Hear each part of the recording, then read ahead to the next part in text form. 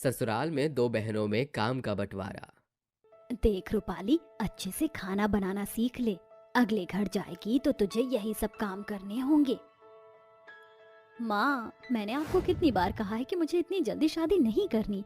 आप क्यों मेरे पीछे पड़ी हो? इस काली कलूटी की शादी क्यों नहीं करवाती हो? अगर एक बार और मुझे काली कलूटी कहा ना तो मुझसे बुरा कोई नहीं होगा। तुम दोनों बहनें लड़ना झगड़ना बंद करो। और रूपाली, तुम्हें जरा अपने बोलने के रवैये में थोड़ा सा फर्क लाना चाहिए। काव्या तुम्हारी छोटी बहन है और तुम बड़ी हो। अगर वो सामने है तो तुम्हें उसका मजाक नहीं उड़ाना चाहिए। अरे माँ, आप नहीं जानती हो ये काली कलूटी पता नहीं हमारे घर में कहाँ से आ गई है। मैं ही काफी थी आपकी बेटी बनने के लिए। तो ऐसा कहने के बाद रूपाली अनीता की रेसिपी सीखे बिना ही वहां से चली जाती है और अनीता उसे रोकती रह जाती है। ओहो, देखा तुमने, फिर से ये चली गई। अरे अगर ये अभी नहीं सीखेगी तो कब सीखेगी? आगे जाकर इसकी सास इसे नहीं बल्कि हमें ताने दिया करेगी। अरे माँ, आप भी ना क्यों बेचारी के पीछे पड़ी रहती हो? जाने दो। आप एक काम करो, मुझे बताओ आप क्या सिखा रही थी रूपाली दीदी को? तू रूपाली से कितनी छोटी है, फिर भी हमेशा कुछ ना कुछ मुझसे सीखती रहती है। चल आजा, मैं तुझे आज गाजर का हलवा बनाना सिखाती हूँ। अनीता अपनी छोटी बेटी को गाजर का हलवा बनाना सिखाती है। एक बहन जो कि सुंदर और गोरी थी और पढ़ी लिखी थी, वो हमेशा अपनी खूबसूरती को लेकर घमंड किया करती थी। तो वहीं दूसरी बेटी छोटी होने के बाद भी हमेशा हर काम समझदारी से किया करती थी। ऐसे ही कुछ दिन बीत जाते हैं और एक दिन एक पंडित अनीता के पास रिश्ता लेकर आता है।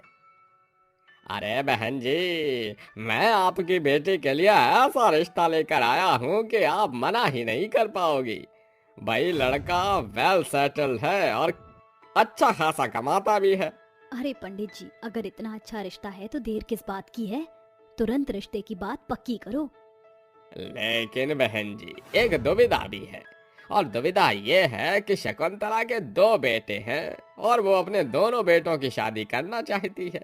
लेकिन मेरी काव्या बेटी तो अभी छोटी है, मैं इतनी जल्दी उसकी शादी कैसे करा सकती हूँ? ये तो आप देखिए, या तो अपनी बेटियों की जिंदगी देख लीजिए, ये उनकी उम्र देख लीजिए। मैं तो चलता हूँ भाई, रिश्ता करवाना हो तो बता दीजिएगा।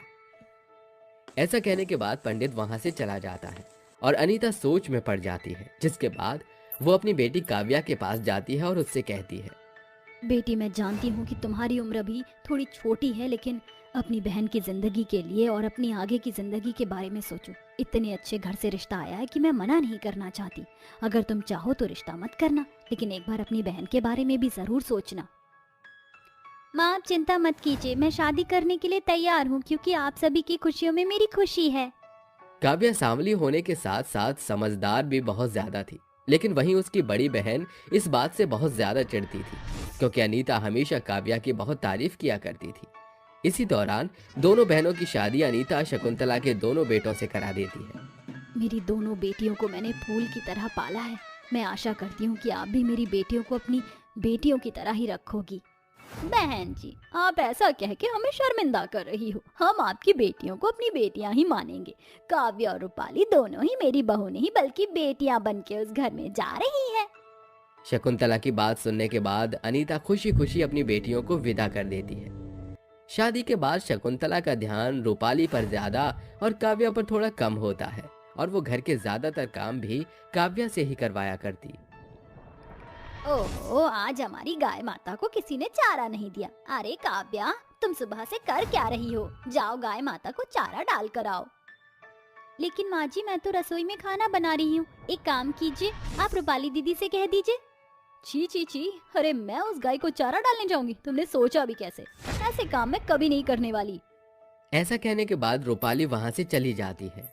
देखा, तूने मेरी बड़ी बहू को दुखी कर दिया। अब चुपचाप जाओ और मेरी गाय माता को चारा खिला कर आओ। शकुंतला भी ऐसा कहने के बाद चली जाती है। बेचारी काव्या खाना छोड़कर पहले गाय माता को चारा देती है और उसके बाद फिर से खाना बनाती है। खाना बनाने के बाद वो सभी को खाने की टेबल पर बुला लेती है। माँ जी, पिताजी, आइए बैठिए, खाना खाइए। अरे वाह, खाने में तो बहुत अच्छी खुशबू आ रही है। लगता है कुछ बढ़िया बनाया है आज खाने में। आहा, क्या खाना बनाया है काव्या, तुम्हारे हाथों में तो जादू है, जादू। अरे सच में खाना तो बहुत अच्छा बना है और ऐसा खाना तो मैंने अभी तक खाया ही नहीं। काव्या, तुम बहुत अच्छा खाना बनाती हो। काव्या की तारीफ उसकी बहन रूपाली से बर्दाश्त नहीं होती, जिसके चलते वो अपने पति रंजन से कहती है। ओहो, ज्यादा मत फेंको। सब जानते हैं कि कैसा खाना बनाया। इतना बकवास खाना मैंने कभी नहीं खाया। माँ ने कितनी बार इसे खाना बनाना सिखाया, लेकिन इसने कभी खाना बनाना सीखा ही नहीं। रूपाली का ऐसा बर्ताव देखकर काव्या अपने मन में सोचती है। आखिर क्या हुआ है मेरी बड़ी बहन को? उसे तो मेरी तारीफ करनी चाहिए, लेकिन वो तो हर काम में मेरी बेइज्जती करती जा रही है। थोड़ी देर में सभी लोग खाना खा लेते हैं, जिसके बाद सारे बर्तन इकट्ठे करके काव्या अपनी बहन के पास जाती है। रूपाली दीदी, मैंने सारा काम कर दिया है, बस जूठे बर्तन पड़े हैं रसोई में। आप जाकर धो लेना, मुझे कल अपने एग्जाम की तैयारियां करनी है। क्या कहा? तुम मुझसे जूठे बर्तन धुलवाना चाहती है? अरे आज ही तो मैं अपने हाथों का मैनिक्योर करवा कर आई हूँ। मैं बर्तन नहीं धोऊंगी। जब से काव्या और रूपाली की शादी हुई थी, तब से घर के सारे काम काव्या ही कर रही थी। अपनी बहन का ऐसा जवाब सुनते ही काव्या बहुत गुस्सा हो जाती है और कहती है। अरे बस, बहुत हुआ। अब मैं और नहीं सहन कर सकती। इस घर में तुम भी बहू बनकर आई हो और मैं भी, लेकिन हमेशा काम मैं करती हूँ। तभी वहाँ शकुंतला आ जाती है। अरे क्या बात हो गई? तुम दोनों बहनों में कैसी खटपट चल रही है? क्या मैं इस घर की नौकरानी हूँ? सारे काम मैं ही करूँगी। कुछ काम मेरी बड़ी बहन को भी करना चाहिए।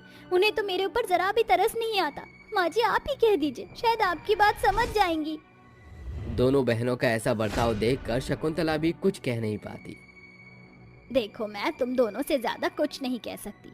मैं जानती हूँ कि घर में काम ज्यादा है और तुम दोनों ही करने वाली हो, इसलिए मैं तुम्हारे काम बांट देती हूँ। आज से खाना, बर्तन और कपड़े धोने का काम काव्या करेगी और बाकी घर की सफाई रूपाली करेगी।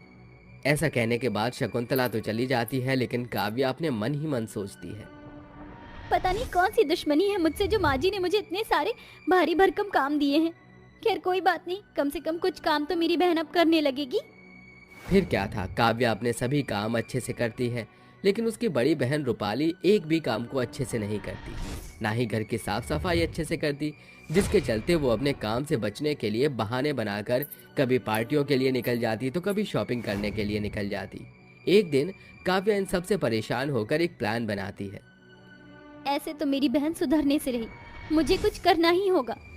मैं अब बीमारी का बहाना लगाकर अपने कमरे में ही रहूंगी और किसी भी काम को हाथ नहीं लगाऊंगी। फिर देखती हूँ कैसे मेरी बहन को उसकी नानी याद आती है। फिर क्या था, काव्या बीमारी का बहाना लगाकर एंड टाइम अपने कमरे में ही रहना शुरू कर देती है, जिसके चलते घर की सारी जिम्मेदारी रूपाली के सिर पर आ जाती है और जो जो काम उसने कभी जिंदगी में नहीं किए थे, वो सभी काम उसे अब करने पड़ते हैं। ये सब देखकर काव्या बहुत खुश होती है। वाह वाह, क्या बात है, आखिर मेरी कामचोर बहन काम करने लगी। यहाँ काव्या बहुत खुश थी तो वहीं रूपाली दुखी होकर शकुंतला के पास जाती है। अब मुझसे और काम नहीं होते। मैं जानती हूँ मेरी बहन बीमारी का बहाना लगाकर पड़ी है, लेकिन मैं अच्छे से समझ गई हूँ कि सारे काम करने में उसकी कितनी मेहनत लगी है होगी। आज से मैं उसके साथ सारे काम करवाऊंगी, बस आप उसको समझा दीजिए। देख, मैं तुम दोनों बहनों के बीच में नहीं आना चाहती। जो भी है अपनी बहन से जाकर कहो। रूपाली के आगे झुकने के अलावा और कोई रास्ता नहीं था। रूपाली अपनी बहन से माफी मांगती है और उस दिन के बाद से वो दोनों घर के सारे काम मिल बांट कर करने लगती हैं। शालू, लक्षिता, पारुल तीनों बहू जब किचन में खाना बना रही थी तो दोनों देवरानी आकर खाने में कुछ मिला देती हैं। अब आएगा मजा, अब मिलेगी हमारी जेठानियों को सजा। बहुत बनती है ना अपने आप को, अपनी नजरों में तो वैसे ही गिरी हुई है। बाकी बची कुछ इज्जत भी हम अपनी जेठानियों की आज की बात से गिरा ही देंगे। फिर घर पर हमारा कब्जा होगा, क्योंकि बच्चे भी हमारे पास हैं। उस घर को हथियाने का सबसे बड़ा हथियार। आखिर शिल्पा और कावेरी नाम की देवरानी जेठानियों के साथ ऐसा क्यों कर रही थीं? उनका ये सब करने का क्या मकसद था, ये जानने के लिए हमें कहानी में कुछ समय पीछे जाना होगा, जहां तीनों बहू शालू, लक्षिता, पारुल फोन में अपने बच्चों को वीडियो की आवाज सुनकर सास माया आकर कहती है। ओहो, तो तीनों महारानी यहाँ है, और ये क्या, तुम बच्चे की वीडियो क्यों देख रही हो? अच्छा, इसलिए क्योंकि तुम तीनों तो बांझ हो, बच्चा कर ही नहीं सकती, तो फोन में बच्चे की तस्वीरें देखकर मन बहला रही हो। माँ जी, आप क्यों बार बार हमें ऐसे कहती हो? क्योंकि तुम तीनों बांझ हो। 5 सालों से तुमने मुझे पोते पोतियों का सुख नहीं दिया। तीनों एक ही थाली की चट्टी बट्टी निकली। माँ जी, आप कितना हमें इस बात पर सुनाएंगी? हाँ, हम हैं बांझ, ठीक है, तो इसका मतलब हम अपने फोन में बच्चों की झलक भी नहीं देख सकते? बस फालतू की बातें करवा लो। अब तो सीधा मैं अपने दोनों बेटों की शादी करवाऊंगी, वही इस घर को वारिस देंगी। तुम तीनों से तो कुछ नहीं हो सका, ऊपर से आज पड़ोस रिश्तेदारी में मेरी सब जगह ना कटवा रखी है। अरे सब मुझसे पूछते हैं पोता पोती कब देखूंगी, तो मैं क्या बताऊं कि मेरा ऐसा नसीब है कि मेरी तीनों बहुएं ही बांझ हैं। माँ जी, अगर आप दोनों देवर जी की शादी करा रही हैं और उनकी पत्नियां इस घर को वारिस देती हैं, तो हम तीनों को बहुत खुशी होगी।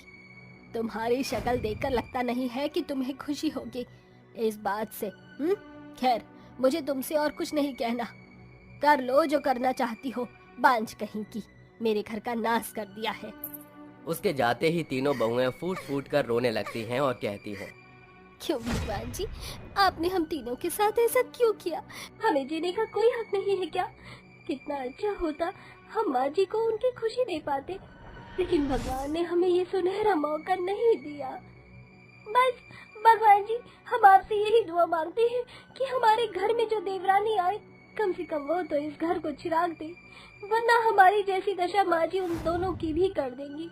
यही बार बार कहकर बस माँ जी को और इस घर को खुशियों की चाबी मिल जाए।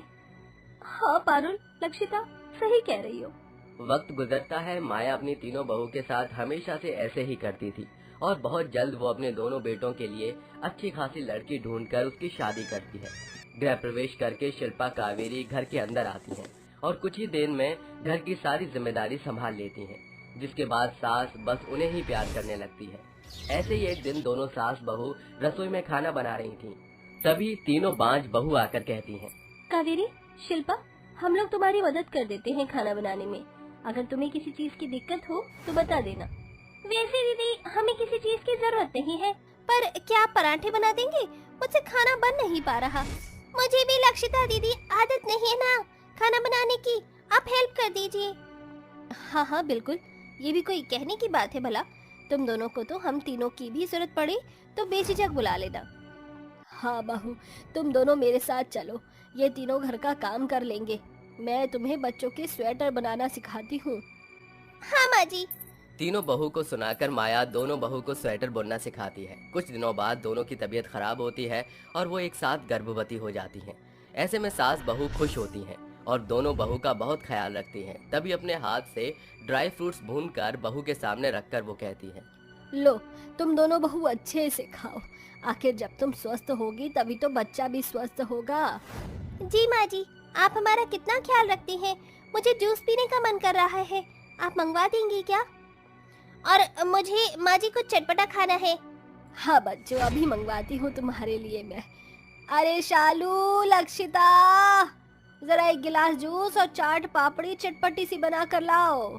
सास की बात सुनकर लक्षिता दोनों गर्भवती बहुओं के लिए खाने पीने की चीज लाती है, जिसे खा पीकर दोनों मुंह सड़ाती हैं। उन्हें पसंद नहीं आता और माया लक्षिता को सुनाती है, खुद तो तुम बांझ हो, अब मेरी गर्भवती बहुओं का भी ख्याल नहीं रख सकती क्या? कैसा जूस था ये, दोबारा बनाओ। जलती हो क्या तुम तीनों मेरी दोनों गर्भवती बहू से? हाँ माँ जी, मुझे तो ऐसा ही लगता है, ये तीनों हमसे जलती हैं। अरे नहीं शिल्पा, कावेरी, ये तुम क्या कह रही हो? हम तुम्हारे से क्यों जलेंगे? हम तो बल्कि खुश हैं। खुश होती तो आप ऐसे काम नहीं करती। तीनों बहुओं के ये शब्द सुनकर आंखों में आंसू आ जाते हैं। फिर वो दोबारा से चाट पापड़ी और जूस लेकर दोनों को दे देती है। ऐसे हमेशा होता है, गर्भवती बहू उनसे अपना काम करवाती है। ठीक से करने पर उन्हें सास के सामने जानबूझकर सुनाती है, तो कभी उनका काम भी करती है, जिससे माया उन तीनों बांझ बहू को खरी खोटी सुनाने का एक भी मौका नहीं छोड़ती। और इस तरह गर्भवती बहू के 9 महीने बीत जाते हैं और शिल्पा कावेरी एक पोता पोती को जन्म देती है, जिससे घर में सब खुश होते हैं। 3 दिन बाद तीनों बहू उन दोनों बच्चों से गोद भराई के लिए कहती हैं, तो कावेरी कहती है, आपके बच्चे तो है नहीं, तो मेरे बच्चे को कैसे संभाल लेंगे? अगर गिरा दिया तो देख लेना, मुझसे बुरा कोई नहीं होगा। हाँ पारुल दीदी, मेरे बच्चे को ठीक से लेना, कहीं कुछ कर मत देना। दोनों अपने बच्चे को पारुल और शालू के हाथ में देती हैं, तो जानबूझकर वो ये जताती हैं कि बच्चा गिरने से बच गया और कहती हैं, अगर आपसे बच्चे संभाले नहीं जाते तो दूर रहिए ना। अभी मेरे बच्चे को कुछ हो जाता तो? हमारे बच्चों से दूर रहिए आप तीनों। अगर तुम दोनों की यही इच्छा है तो हम तीनों तुम्हारे बच्चों के पास नहीं आएंगे। हमें तो लगा था कि हम उनकी बड़ी माँ हैं। एक बच्चे की 5 माँ है, उन्हें 5 माँ का प्यार मिलेगा, लेकिन हमारी किस्मत में तो ये है ही नहीं। भले ही हम माँ नहीं हैं, लेकिन हमारा भी कलेजा कचोटता है अपने बच्चे को गले से लगाने के लिए। तीनों रोती हुई अपने कमरे में चली जाती हैं, जिससे सास को थोड़ा बुरा लगता है। आखिर सास भी तो एक माँ ही है। कुछ दिन बीत जाते हैं। दोनों घमंडी बहू अब सास पर भी चिल्लाने लगती हैं, सिर्फ ये सोचकर कि वो बच्चे को जन्म देकर उन्होंने कोई महान काम किया है। और एक बार तो वो बातों बातों में माया को गिरा देती है, तो माया कहती है, बहू, तुमने मुझे गिरा दिया। भला इतना बुरा बर्ताव कौन करता है? क्या तुम भूल गई मैंने तुम्हारा कितना साथ दिया था? हाँ, तो क्या हो गया? कौन सा जानबूझकर किया है? उठ जाओ खुद ही। और साथ दिया है तो क्या अब हमारे सर पर चढ़कर नाचोगी आप? आप हमें अपनी उन तीनों गाय जैसी बहू से मत समझना। इस घर को पोता पोती दिया है हम दोनों ने। वाह बहू, तुमने तो आज बहुत अच्छी बात कही है। तुमने मेरी आंखें खोल दी। मैंने उन तीनों के साथ बहुत बुरा किया है। आज तक कभी तीनों ने मुझसे ऊंची आवाज या आंख उठाकर बात तक नहीं की। और तुम? हाँ, तो अपनी उन तीनों बहुओं से काम करवाओ, हमसे नहीं। उनको अपनी गलती का पछतावा होता है और वो तीनों बहू के पास जाकर हाथ जोड़कर माफी मांगती है। तुम तीनों मुझे माफ कर दो, मुझसे बहुत बड़ी गलती हो गई। मैंने तुम तीनों को ऐसे शब्द बोले जो किसी को नहीं कहने चाहिए थे। अरे मैंने तो पड़ोसियों की कमी ही पूरी कर दी। मुझे माफ कर दो। माँ जी, आपकी जगह कोई और होता तो शायद यही करता। नहीं बहू, मेरी तरह सास नहीं होती है। सास तो बहुत अच्छी होती है, जो कि मैं बिल्कुल नहीं हूँ। माँ जी, जो हो गया सो हो गया, अब जाने दीजिए। हाँ माँ जी। पार सास बहू की सुलह हो जाती है। एक बार दोनों किटी पार्टी में बिजी थी अपने बच्चे को छोड़कर, जिसमें तीनों बहू ने गैर हाजिरी में उनके बच्चे को संभाला। जब दोनों परेशान हो गई तो सास ने कहा, बहू तुम दोनों बहुत अच्छी माँ हो, ये सुनने के लायक भी नहीं है। अरे अगर माँ तुम जैसी ही हो तो इससे तो अच्छा मेरी 3 बांझ बहू है। अरे बुखार में तुम दोनों ने अपने बच्चे को छोड़कर किट्टी पार्टी में जाना जरूरी समझा। रत्ती भर भी शर्म नहीं आती है तुम दोनों को। माँ जी, तीनों दीदी, हम दोनों को माफ कर दीजिए। पता नहीं इतना खुदगर्ज कैसे हो गए हम कि हम दोनों अपने बच्चों को ही छोड़ दिया। पर आप तीनों का शुक्र है, आपने हमारे बच्चों का ख्याल रखा। हाँ दीदी, माँ जी, हमें माफ कर दीजिए। और अब से आप तीनों भी हमारे बच्चे की माँ हैं और ये हक कोई नहीं छीन सकता आप तीनों से। ये सुनकर तीनों की आंखें भर आती हैं और वो बच्चे को अपने गले से लगा लेती हैं, जिसके बाद पूरा परिवार एक साथ खुशी खुशी रहने लगता है।